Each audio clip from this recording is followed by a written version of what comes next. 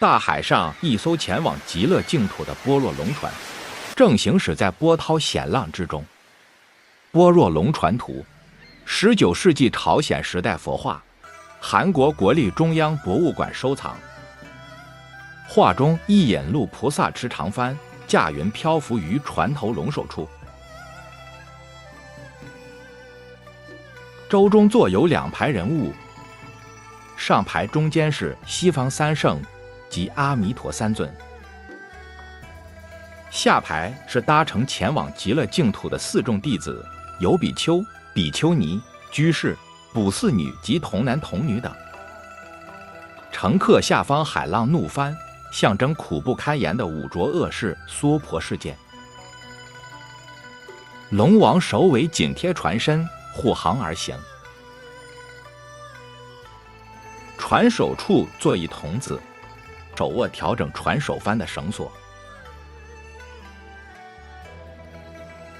地藏菩萨安住于龙尾处，持船尾帆的绳索。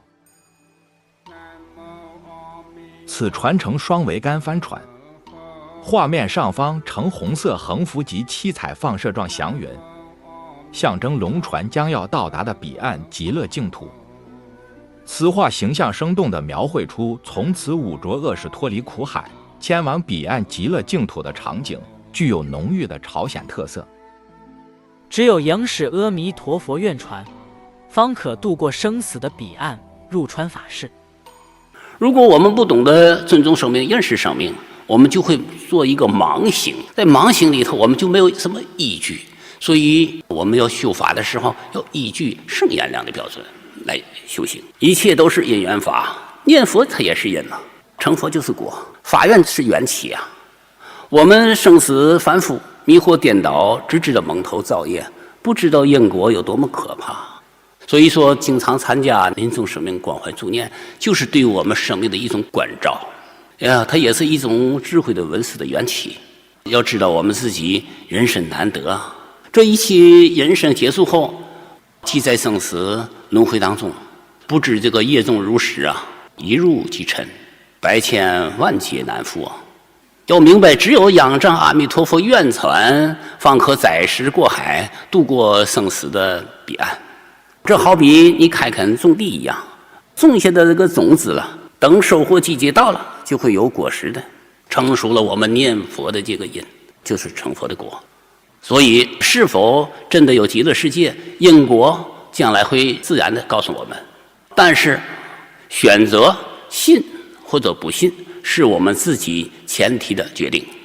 和阿弥陀佛结了这个缘，决定不吃亏。给我们自己留一个念佛的种，也是解脱的缘起，这样活起来就比较自在。佛法讲在心、在缘、在决定。好，我们再来看一看尊重生命。首先从因之死亡开始。如果我们尊重生命了，我们都对死亡不了解，我们这个尊重从何谈起？就没有可入手处了，就没有起应的地方。所以我们要尊重生命，就要在因之死亡中做一个认识，那么就有一个切入点。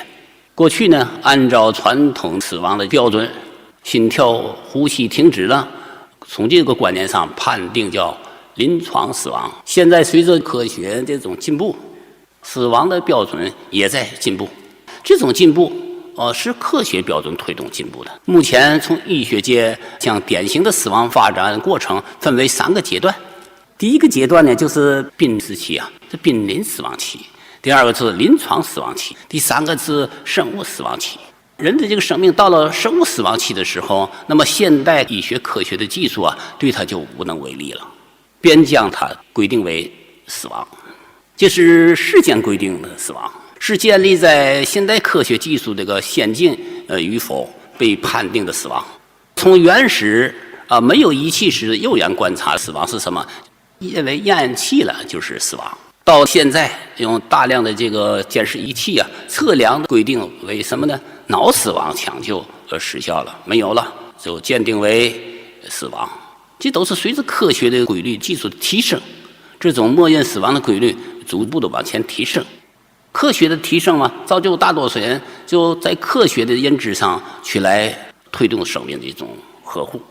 这种呵护无非就是在科学技术的发展当中，宁可花钱，花再多的钱财和力气用在维护这个皮囊当中、生命当中，做那个无意义的这种抢救，这也是一种浪费。借着这种生命这个身体这个病象去浪费这种钱财，也不愿意在将死的临终人身上去花一个关怀解脱的一个时间，所以生命也就容易丢失了该有的这种尊重。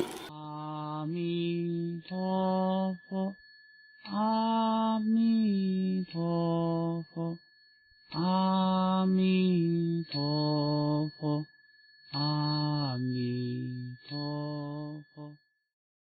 我们做一下回向，愿以此功德，